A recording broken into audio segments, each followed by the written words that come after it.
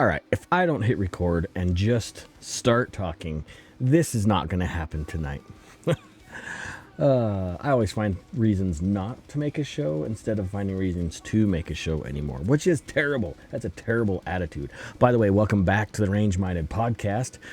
My name is Steve Zimmerman, your humble host, and I'm grateful to have you here you're not here as I'm recording, but you're here watching now after I'm recording and publish. Well, you don't even care. Why do I tell you this kind of stuff? By the way, if you haven't heard, I'm absolutely excited to announce that I was nominated for a Gundy, a 2026 Gundy for Podcast of the Year. So, first of all, thank you to all my fans out there who nominated the show. That means a bunch to me. I really am humbled for that, just to be nominated. It's fabulous. Hell yes.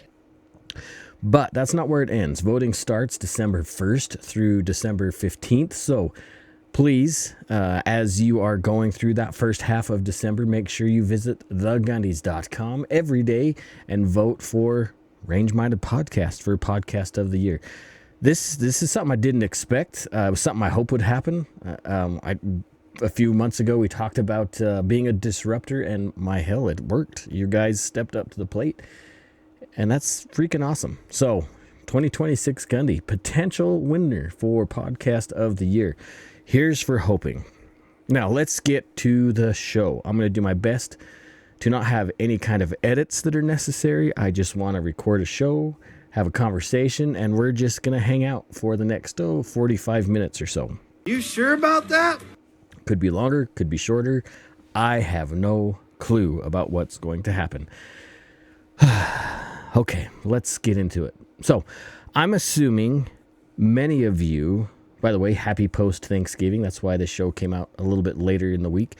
But I'm assuming that many of you took advantage of Black Friday.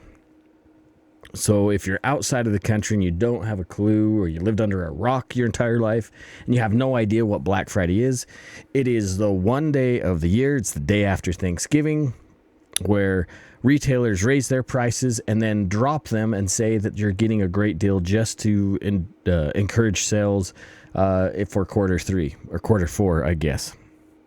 That's not necessarily true. I think I found some good deals. Hopefully you did too. I hit a couple. I hit pretty much not a couple, but just about every gun shop. There's a few I didn't make it to. For Black Friday, I wanted to check out all the deals and see what I could find. The very first shop I stopped at had a smoking deal on some serialized components. So yeah, absolutely. I picked up more than one of those things. I'm not going to tell you what they are. It doesn't matter. But I picked up more than one of those serialized components because it was a smoking deal. And honestly, they had a fairly good deal on ammunition. But I just wanted to scope around on some of the other deals out there. So the last store I hit, which again took all day, I didn't really go to that many places, but it took all freaking day. I was so tired by the end of the day. And I hate being around too many people. Not really the case. I love SHOT Show. I love being around those kind of people. I love the excitement and the hustle and bustle, which a lot of people hate. But when it comes to being in stores or being on the streets where there's just tons of people, for some reason, that's different to me, and I absolutely hate it. I hate it. So I was exhausted. But the last store I went to was kind of it's called the Cal store. I don't know how many of you guys have those. It's kind of like Tractor Supply or Baumgartner's or whatever that's called, Baumgarts. It's like a variety farm and ranch store. Like, they have a whole bunch of different stuff. So I went there to get some Milwaukee packouts for my day job. But once I started looking at the sale they had on those, it really wasn't a sale. There was no huge benefit. So I put those back. Honestly, I spent probably an hour trying to figure out, doing the math and putting a kit together. And then I realized once I did all the math that it really wasn't that good of a deal. Hi there. Is there a project you're working on? I know more than you. All right. So I was like, okay, they have a firearms section. So I walked over, checked out the guns. No deals on firearms there. But I did find another great deal on ammunition. So I picked up 1,000 rounds of 9mm. And then I picked up another 500 rounds of Hornady 5.56. So I figured, hey, that's a pretty good deal. I think I got a good deal on it. It's obviously not as cheap as it used to be, but the 9 mil for, and I know it was Winchester white box, which I know is not that. It's just plinking ammo, maybe something I'll take to a competition. But it was like $8.99 a box. So I figured that was a fairly good deal. I haven't seen 9 mil that cheap for a while for 115 grain. Hopefully it's not junk ammo. I know it's not the greatest ammo in the world. But the Hornady for the 5.56, that ended up being like $8 for 20, which is, I think it's a pretty good deal for, it's the Frontier stuff. And if you watch the PWS video, that shot the Frontier better than any of the other ammo that we shot through it. So I thought that was a good deal. So I picked up 1,500 rounds of ammo and some serialized components, which is going to lead to a good time. So maybe you'll get to see where some of those serialized components end up in a future video. We'll see. Nonetheless, I'm curious. Did you guys find any good deals as far as guns or ammo or setup kit, that kind of stuff? Maybe some medical equipment. I'm curious to see what you guys found in the areas that you live in. If you're outside of the United States, sorry, I don't know. Maybe you have like a Cyber Monday, which is also coming up, which like for the packouts, I decided I'm going to wait till Cyber Monday and see if Milwaukee has some cool stuff happening on Cyber Monday, because I think I could probably get some stuff cheaper that way. Maybe not. I don't know. It has yet to be seen. I got to wait a couple days for that. By the way, as of this recording, it's the 29th of November. It's a little after 9 o'clock p.m. So I'm probably going to be a little tired, maybe a little punch drunk. It's been a crazy holiday weekend. It feels like it's been completely nonstop. So I'm tired. I'm wired. And, whatever. Anyway, talking about shopping. That's what I want to talk about in this particular episode. I know we've touched on this before, but I want to touch on this again. And that's buying used guns. Is it worth it buying a used firearm compared to a new firearm? Now, I know some of you listeners out there are seasoned gun buyers, and you might agree or disagree with some of the stuff that I'm going to share in this episode. Or maybe it'll be like, hey, I've never thought about that perspective. If you're new to the gun side, if maybe you're just starting your 2A journey. First time. This might be a good episode to pay attention to. We're going to talk about what to look for when buying a used gun and maybe what to avoid when buying a used gun, and could save you a lot of hassle and a lot of frustration. So let's dive into it. So yeah, let's jump in. Let's scroll down in the old show notes here. Let's see. These are old show notes. I want my new show notes. That's embarrassing. Maybe I should have set this up properly, right? Okay. Why used guns? First of all, used guns are usually a better financial decision compared to a new gun. Think about buying a new car. There's a lot of equity lost once that car leaves the lot, and that's kind of a similar thing it is really depending on the gun.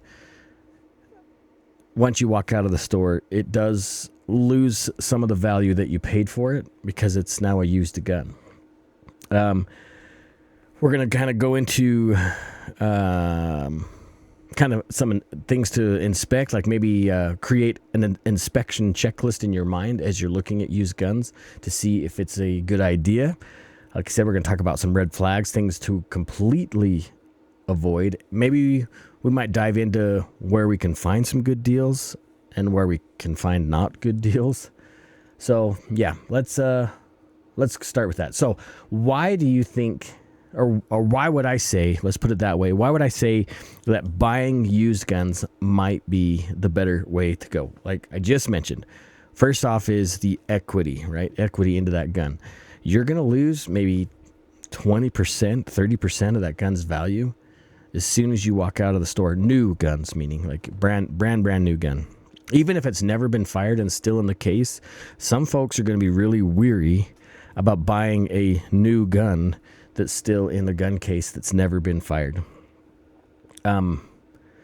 let somebody else spend that money buying a new gun. Just let them lose that 20-30% off the top. Again, that does vary on what kind of gun that they bought. If that makes any sense whatsoever, it is kind of confusing. For example,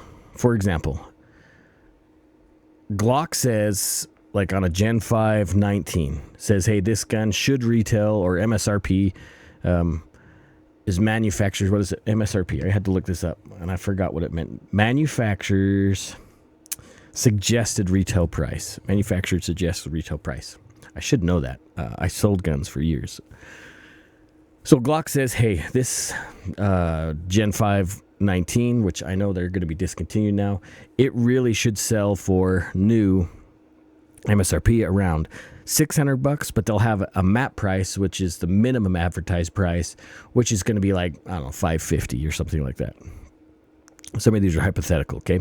But if you buy a used Glock Gen 5 19, man, you could be spending $450 to under $500 on that. So you're already saving $70, if not $100 on that gun.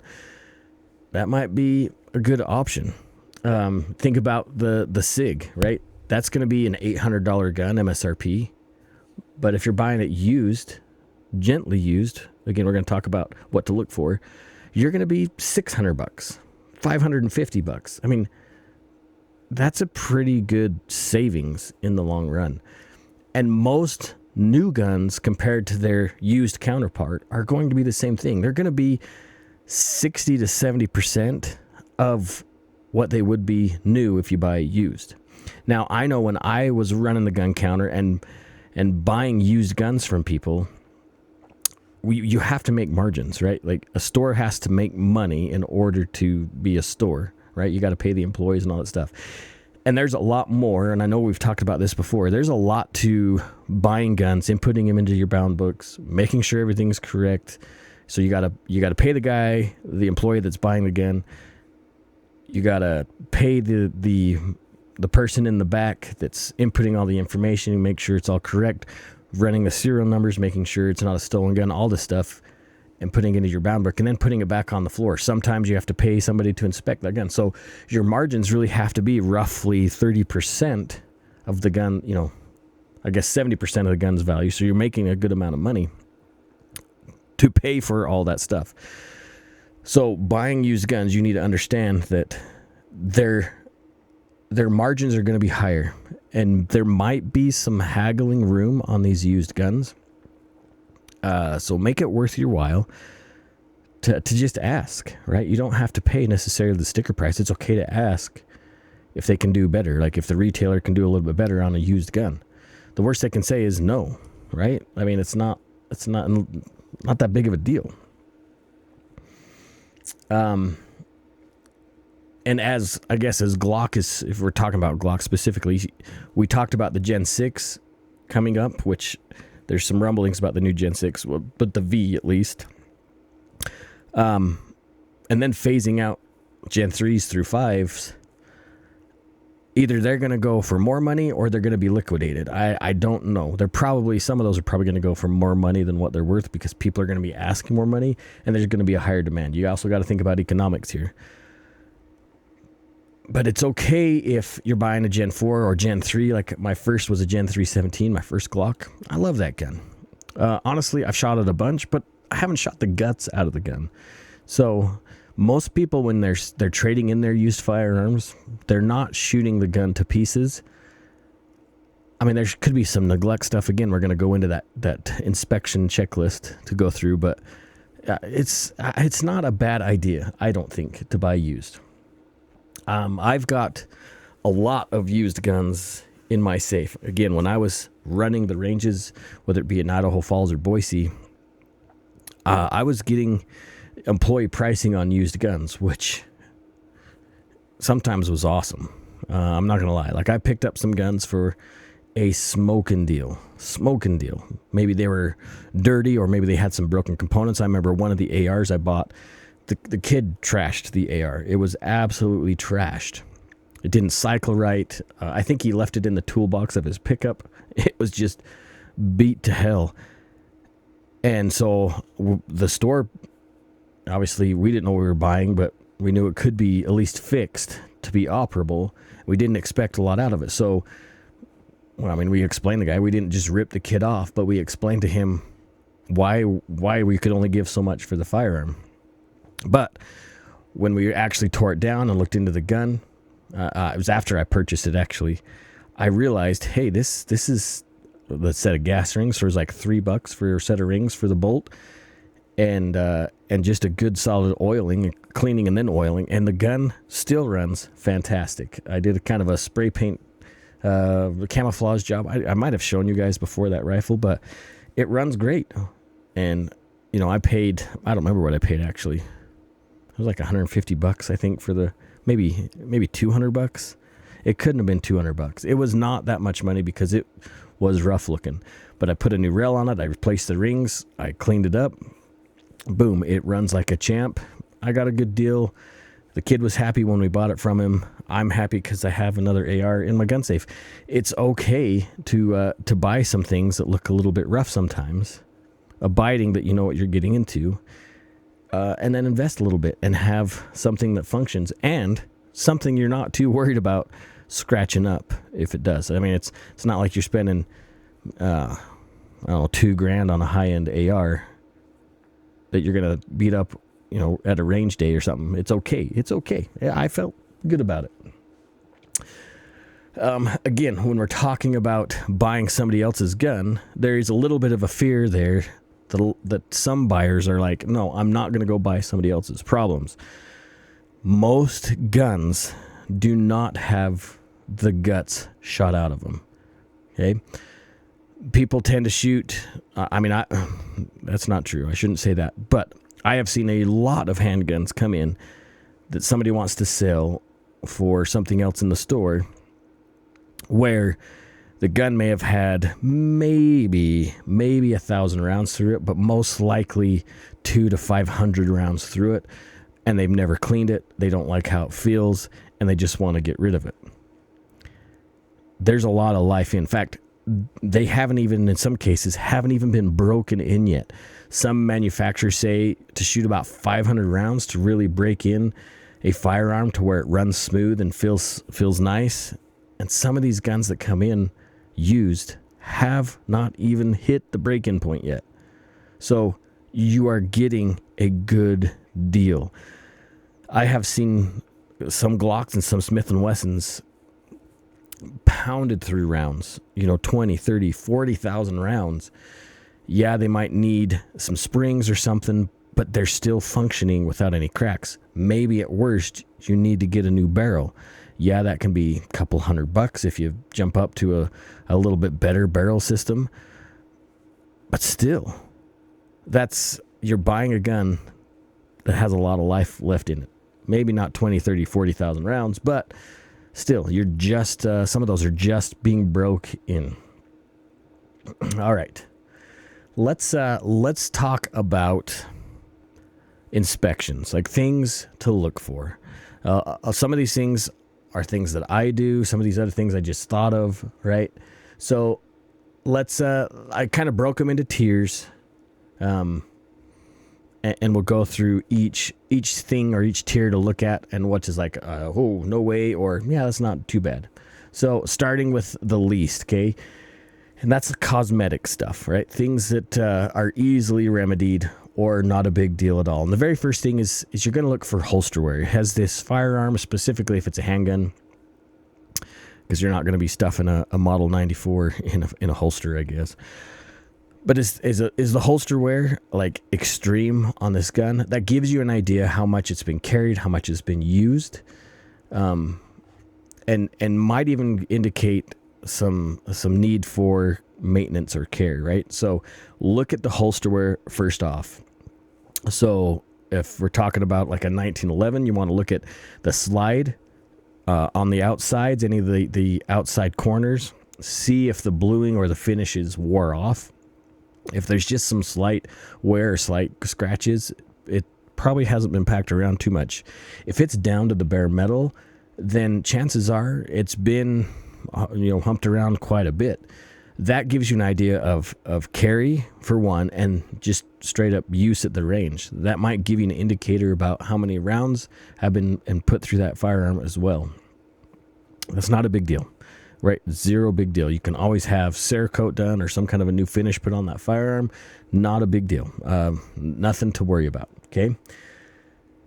But if it's beyond holster wear and there's like pitted rust or cracks in the frame or in the slide, yeah, that's probably not something you're going to want to buy, okay? Specifically cracks. Rust can be remedied in some case if it's outside, like surface rust, but if it's rust inside the muzzle, no, that's a definite no-go. Probably pass on that particular firearm. Again, cracks, absolutely not. You do not want any kind of cracks or fissures in the slide or in the frame, or especially not in the barrel, okay? Another thing to look for if you're looking at revolvers or something with removable grip panels, so like certain CZs, 1911s, again, revolvers, something like that, high powers, look at the grip screws, okay? Look and see, first of all, are the grip panels loose? If they are, look at the screws. Are the screws all sorts of buggered up, stripped, damaged, weird wear patterns on the heads of the screws? These are indications that maybe, it could be something simple like, hey, these people don't know how to tighten grips or use, blue Loctite or white Loctite, something like that. Or it could be an indication, specifically on revolvers, or 1911s, I guess, in some cases, has the mainspring been messed with? Have the grips been off and somebody been messing with the hand and pawl on the revolver? Is there something else going on? This you have to use kind of your own gut feeling. If it's something that's really looks terrible and not maintained very well, maybe pass on that, because you don't know what kind of kitchen table gunsmithing went on. If they're just loose with not a lot of wear on the screws, you might be all right. It might be worth maybe asking for a lower price or something like that. So just kind of use your judgment on that. But it could be a red flag on that particular gun if they're really marred up or there's something else that feels kind of funky in there. Another thing you can do, if they let you, some stores will not let you do this. And I know I really struggled in some cases as the guy selling the gun, is field stripping, right? If you can field strip the handgun or the AR, ask them if it's okay and pull the gun apart. Don't do a detailed strip where you're taking all the components out of the firearm and the frame, but on the field strip, like a Beretta or a 1911 or a Glock or a Smith, something that's, composite polymer frame with a metal slide, pull the slide apart, pull the barrel out, look at the recoil spring, look at the lugs on the barrel, look at the feed ramp on the barrel. That gives you a chance to look down the barrel of certain handguns. It'll let you see some of the unseen things on the slide. As far as like ARs, see if they'll let you take the upper from the lower. Make sure you're doing it properly, or ask them to take it apart. That might be a better option. And look at the action inside that. Look at the bolt. Look at the bolt face. Look at how the bolt interacts with that upper. That gives you a chance to look at the trigger and the springs. See if stuff has been messed with there. You can look at the safety selector to see if there's been some kind of mangling on that selector on the inside of the lower. It's a good way to really look a little bit deeper in that gun. Again, if you see pitting in the barrel or anywhere in the actions, in the chamber, no go, okay? Look at if it's an AR style rifle, look at where the locking lugs from the bolt face interact with the chamber and see if there's a lot of marring or, again, rust. Probably not, that might be something you want to pass on. But if it's just dirty, which most of them are, carbon buildup is not a big deal.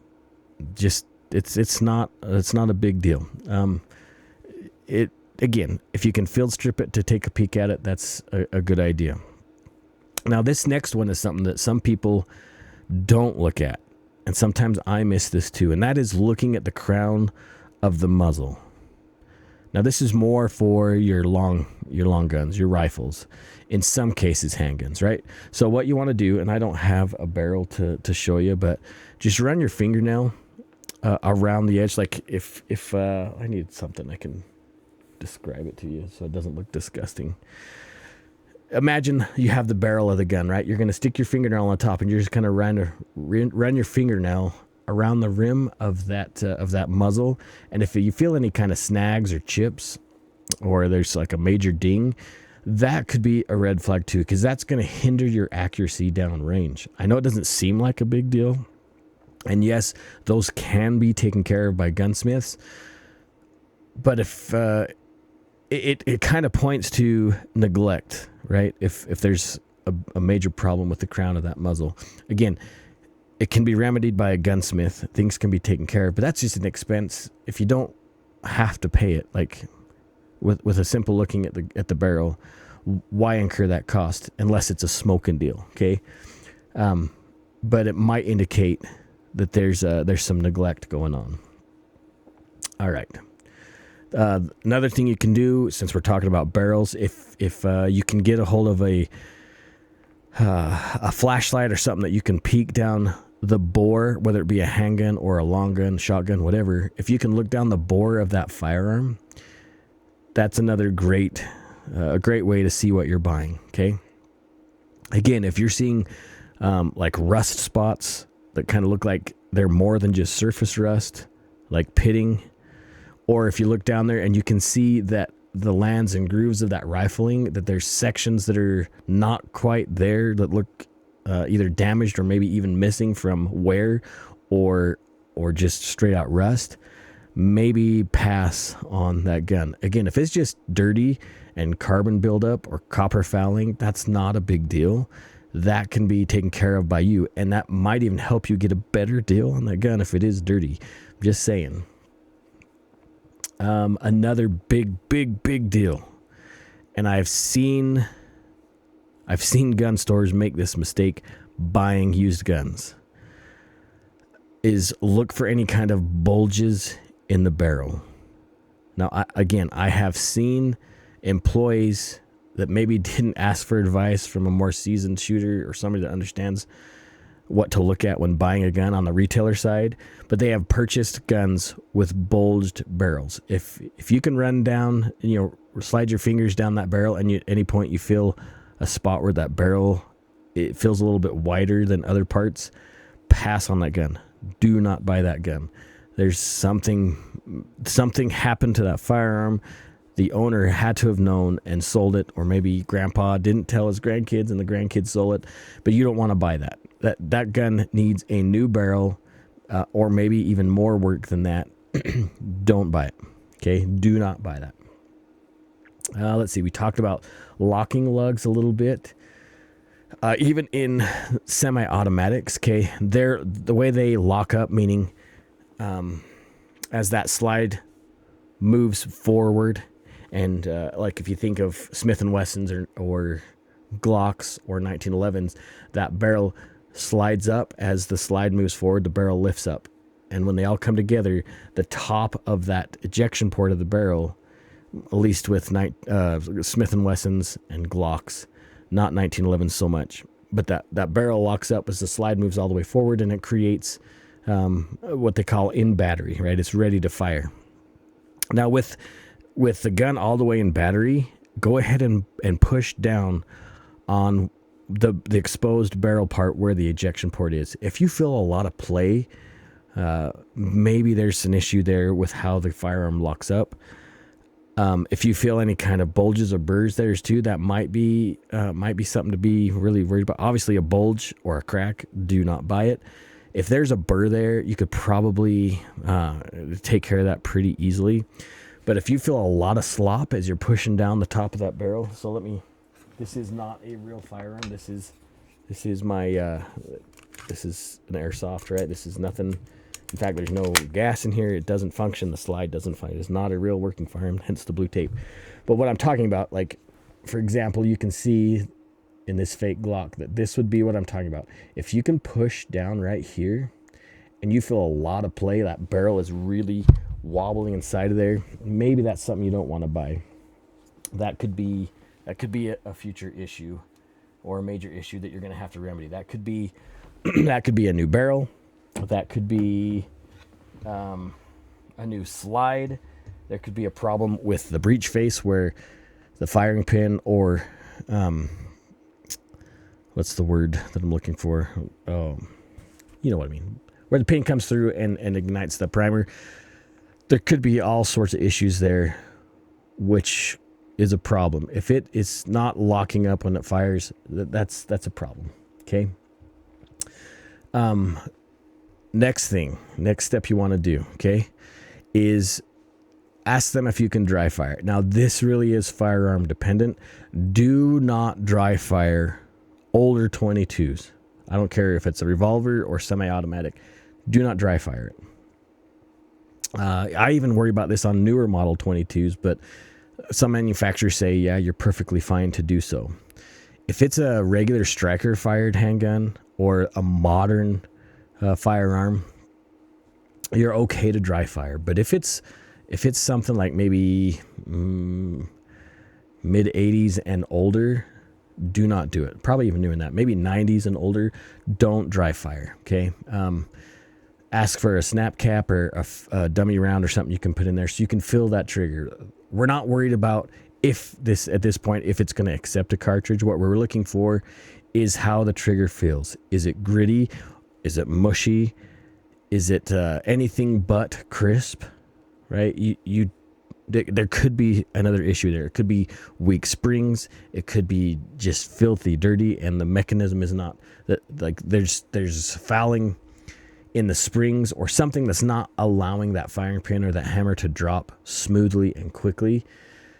That could be weak springs. It could be dirty.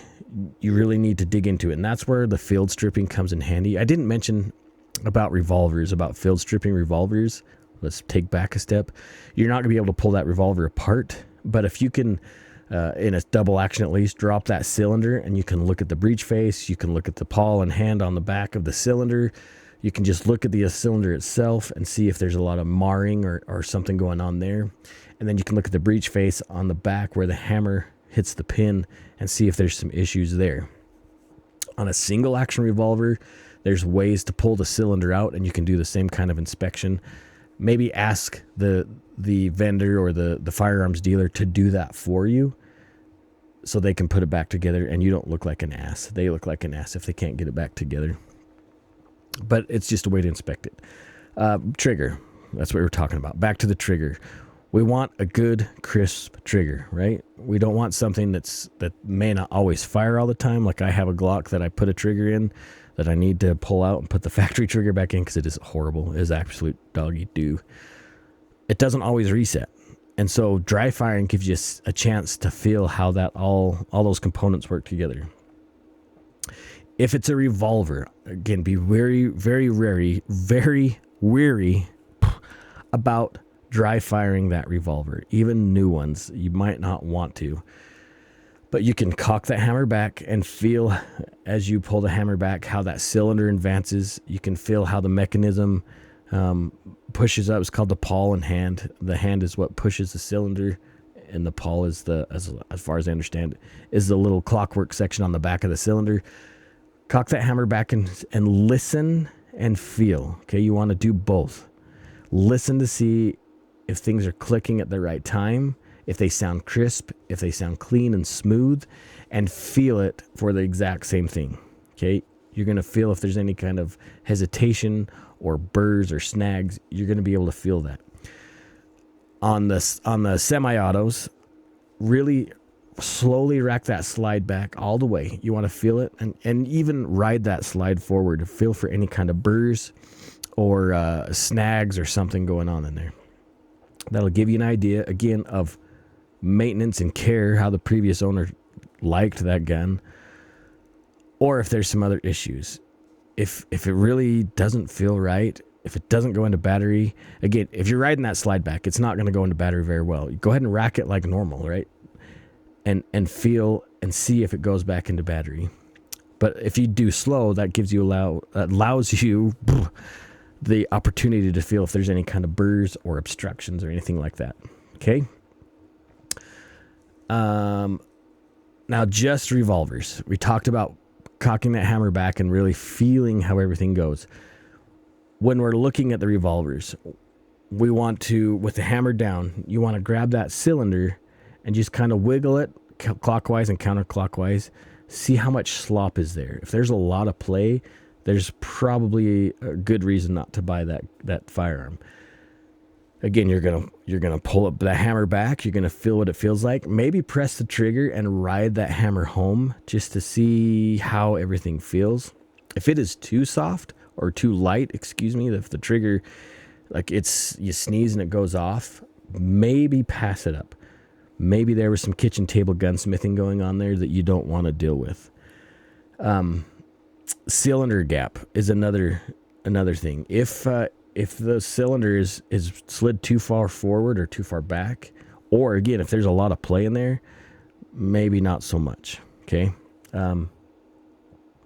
If there's too much gap, you might lose a little bit of velocity out of that projectile as it comes out.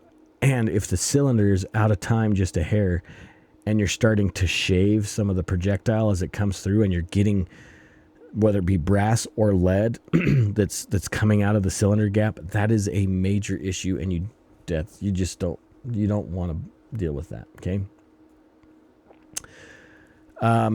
Next thing, back to semi-autos. You want to look at the magazines. Okay, look for weak springs. Maybe somebody kept the mag loaded for an extended period of time.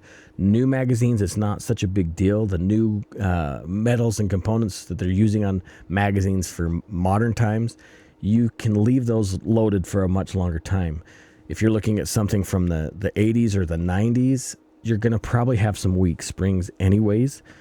But if the follower really has a hard time pushing all the way up to the feed lips, there's a spring issue. Now that can be remedied. You can buy new springs. That's not a deal breaker, but that's something you need to pay attention to.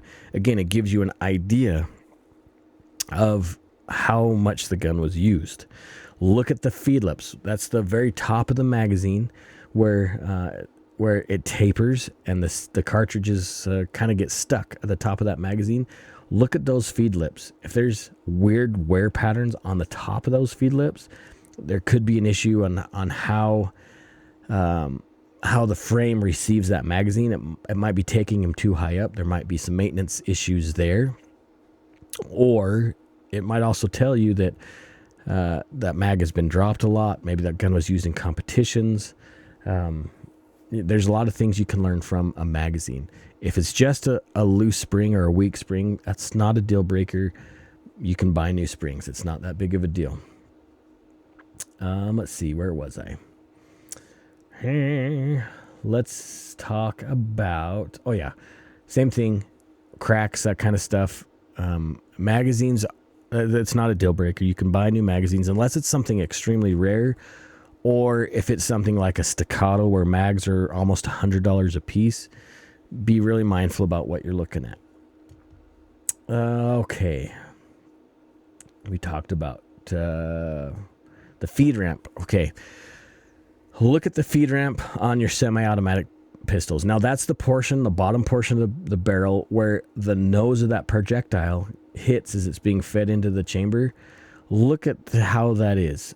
A lot of times, like I know with my first Glock, I recontoured the feed ramp just a little bit, and then I polished the ever-living crap out of it because it makes it run more smooth as it allows that cartridge up into the chamber. But if there are huge nicks or rust or cracks in that feed ramp, pass on that gun. Again, if it's just fouled with gunk and dirt and grime and carbon, cool beans, not a big deal. You're good to go. Okay. Oh, I guess while we're looking there too, look at the ejector and the extractor on those semi-automatic handguns. Now the extractor is a little hook-looking hand thing. It's usually on the ejection side of the slide, and it grabs the rim of that cartridge and pulls it out of the chamber.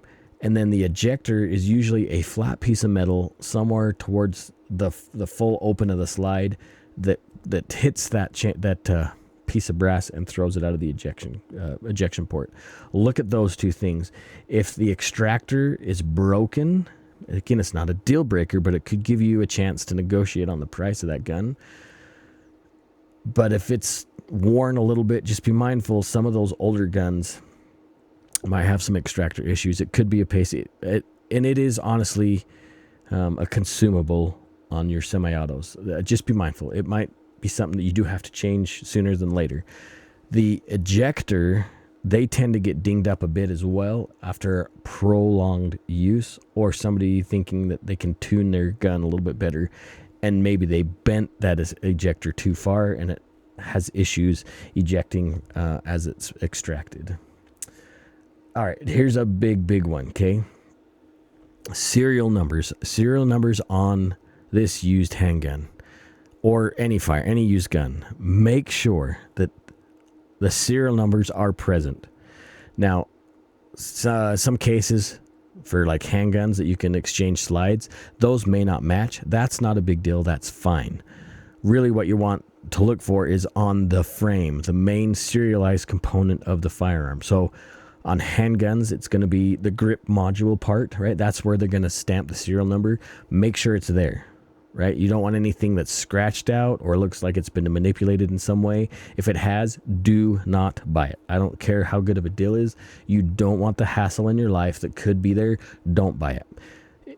And as far as ARs, it's going to be on the receiver, or rifles. In some case, it's going to be the action of the rifle, the lower receiver, whatever you want to call it. Make sure, no matter what, no matter the firearm, that serial number or a serial number is there and doesn't look like it's manipulated or completely scratched out. Again, if it in any case it looks manipulated, do not buy it. I don't care how good a deal it is. Don't touch it, okay? Let's talk about some absolute deal breakers right off the bat, okay? And we already talked about this, so let's just remind you, okay? If there's real serious rust, pitting rust inside the bore, no, don't buy it. If the bore is bulged, don't buy it. If there's cracks anywhere on the frame or the slide or the barrel, don't buy it.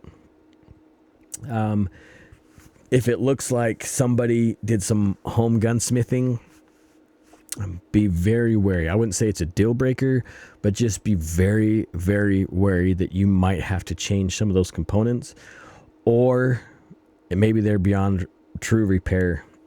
So in some case, use your best judgment. Again, if a revolver is out of time and it's shaving the projectile on its way through, do not buy it. You're going to hate it. It's going to be an absolute nightmare at the minimum, and it can be extremely dangerous at the maximum. Some people really get frustrated with that has night sights and the night sights are dead. Those kind of sights, they're consumable, right? Good set of night sights are going to cost you at least $100, a good set, or more. So be mindful of that. But you can always throw on some factory takeoffs for pretty cheap. Some sites you can get for pretty reasonable. Don't get anything off of like eBay unless they're factory sites. Just go to your retailer or gunsmithing and buy quality sites.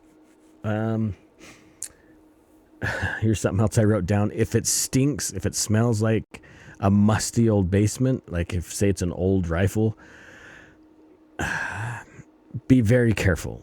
That might be something worth passing on. Yes, many things can be repaired, but if it really stinks, if there's some funk going on, maybe don't buy it. It could mean that it was in some kind of a water loss or like a sewer leak or something.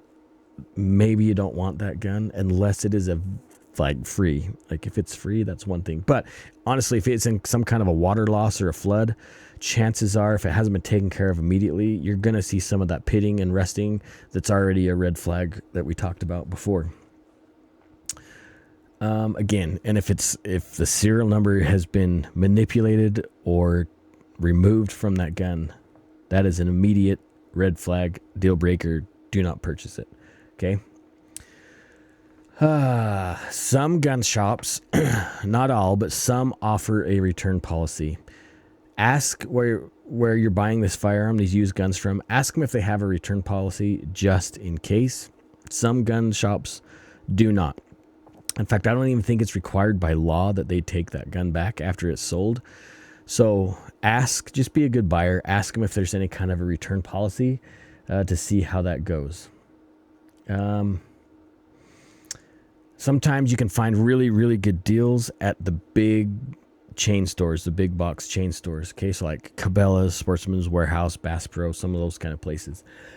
Look at their used guns. They tend to be pretty good about buying. They're not just buying junk. They tend to be pretty savvy. And most of the time, the guns that are purchased aren't from the local area anyways. They go to some kind of a main hub where they're looked through because they don't want lawsuits. So they're pretty well gone through before they hit the shelves. So you might be able to find some good deals there. I have a buddy that's bought lots of guns from Cabela's on their used side. He really likes them.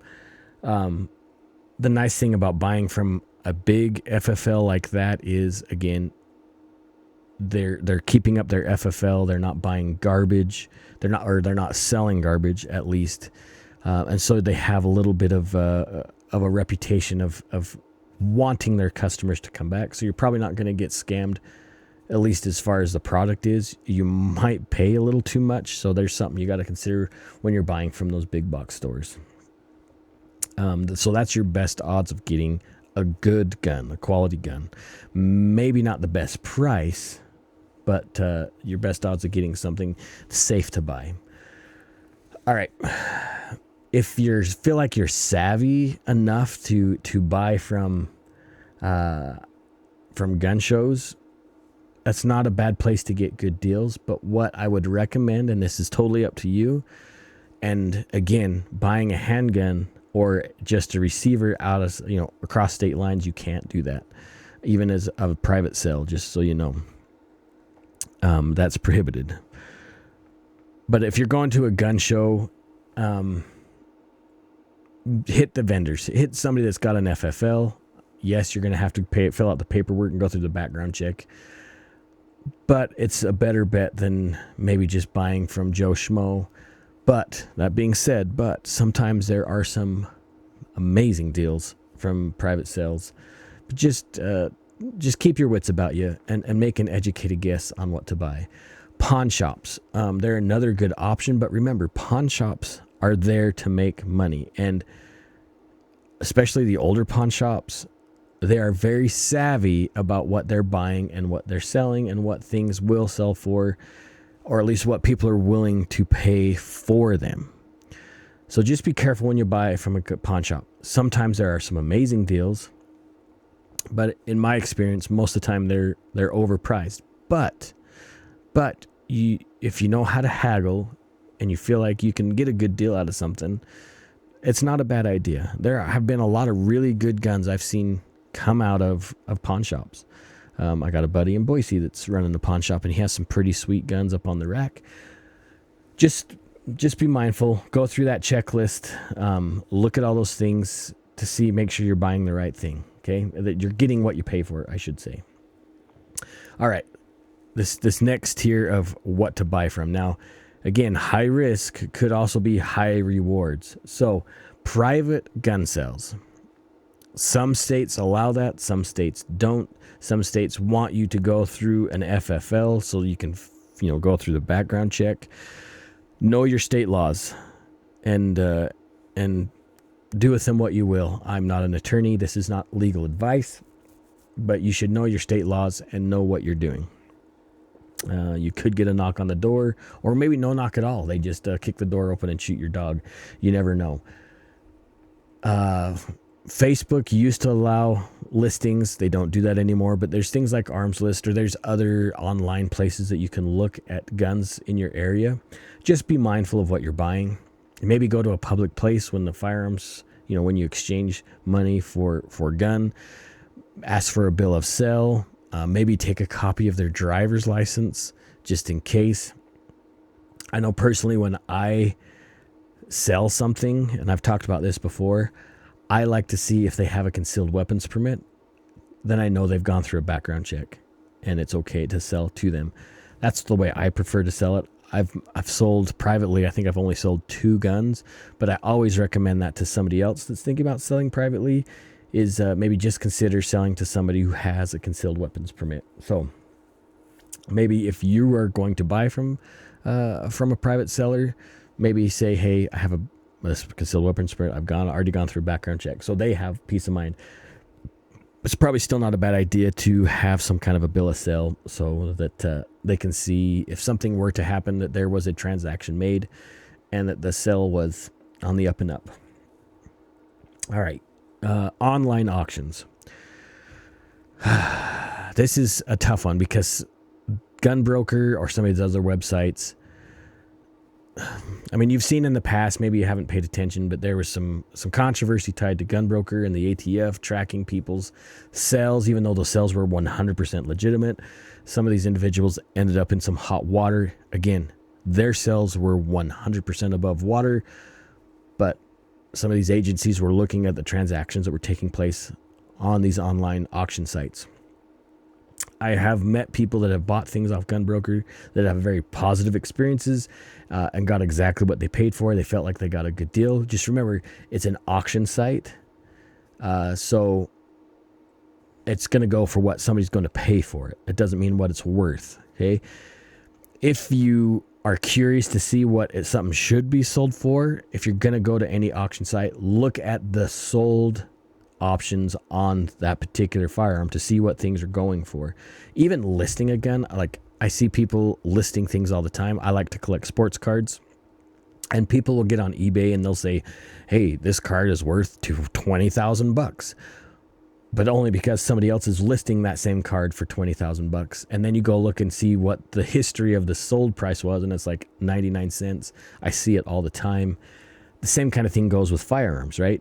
People will look at the listing price and expect that somebody's going to pay what somebody else listed the same firearm for.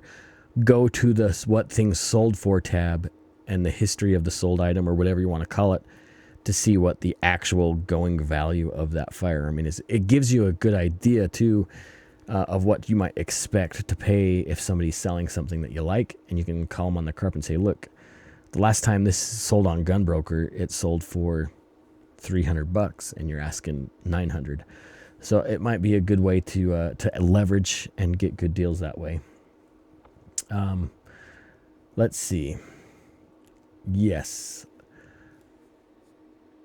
Your safety should be number one when it comes to doing anything, any kind of purchasing on a private seller. If something is too good to be true, it probably is. Don't buy from some dude in a hoodie that sells you a Glock in a bag, right? Or something that seems damaged or altered. Don't do that. Avoid those kind of sales at all costs. It'll save you a lot of headache. It could save you a lot of jail time or worse. Just don't do it. You should keep your safety in mind if you're purchasing from a private seller, okay? All right. Pricing. Let's talk about pricing. I'm going to try and tidy this up pretty quick because we're going a little bit longer than I hoped. Used guns, like I mentioned in the beginning somewhere, you're going to be roughly 60 to 70% of the new value of that gun. Now there's a lot of variables there and a lot of things could be different. Okay. But if it's like a modern striker fire, say a Glock Gen 5 or Smith & Wesson M&P, something like that. If it's sold for $750 brand new, and you're looking at something that's the same model used, it might be worth 60% of that value, maybe 70%. And you can't look at, oh, it's got a new trigger. You can't look at that kind of stuff. It's like buying a car that's got wheels and tires. That doesn't add any value. That's just a luxury that somebody else put on there, and they've already paid that stupid tax for that luxury. You just got to be wary about that, okay? But again, that is firearm dependent.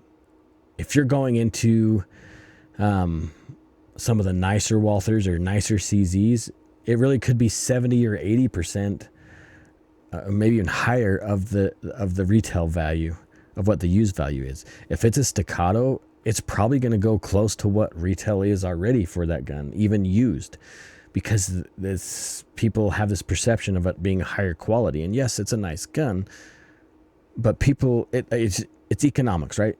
It's worth what somebody will pay for it, and people are still paying a premium even for the used versions of that gun. Now, that being said, if we're going to something, pre-80s, 86, 84, and older,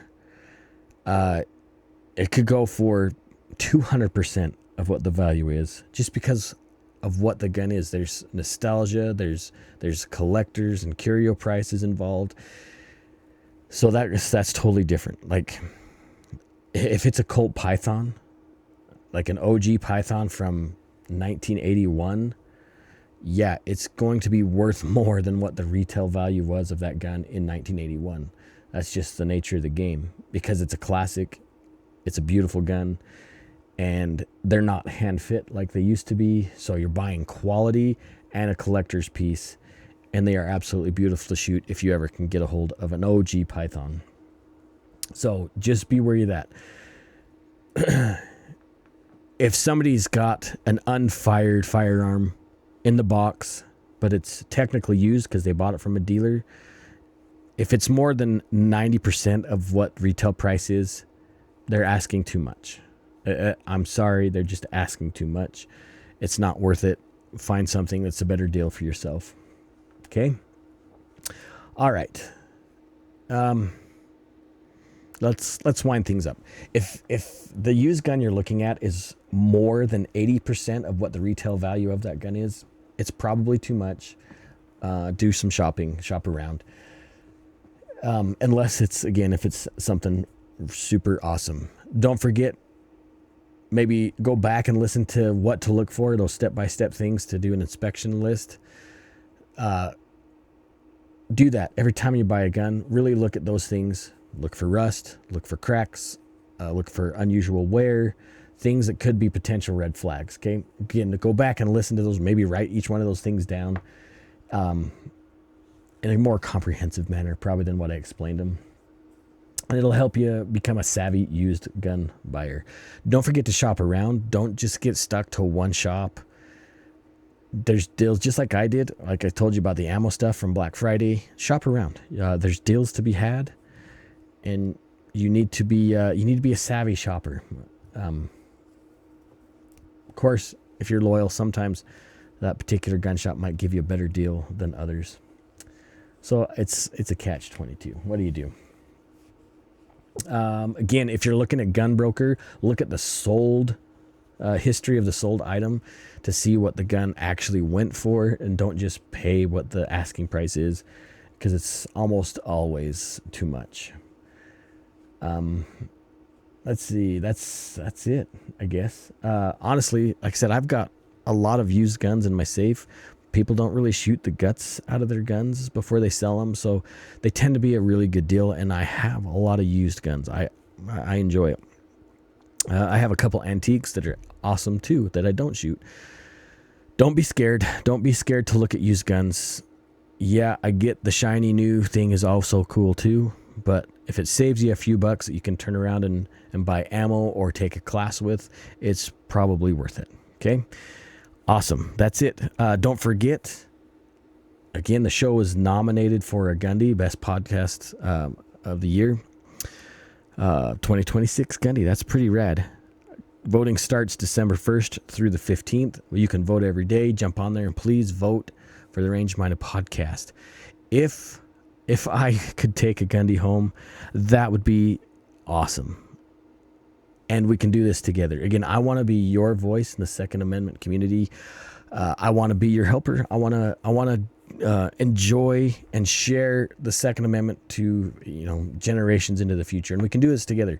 And yeah, believe it or not, part of that is helping me get a Gundy. It's not a pride thing. It's a knowing that my voice matters, and other people are hearing what I have to say, and that does mean a lot to me.